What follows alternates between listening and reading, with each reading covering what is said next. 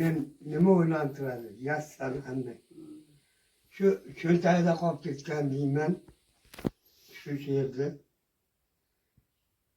Balki Muhammad Yusufnikidir.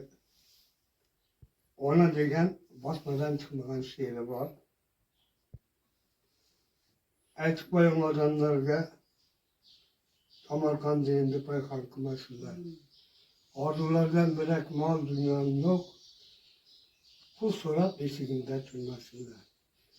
Aybim nima? Haqiqatni aytdim xolos. Haqiqatni aytish menga haqdan meros. Nima qilish kerak bo'lsa bugun gapirdim ro'y rost.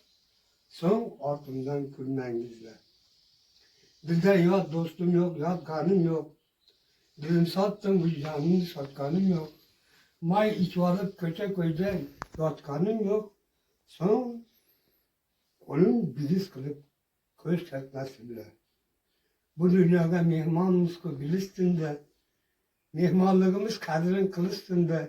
Alloh tomonidan bergan ozgina umrni endi tilka pora qilmasinlar. Bo'ldi ona. Men ketaman. So'ng ortimdan yig'lasinlar. Balki Muhammad Yusuf. Shunaqa so'zi qolgan bizga. Muhammad Yusufni mana 4 taning ham o'qidim. Bu o'lmas. Mayda bu yo'q.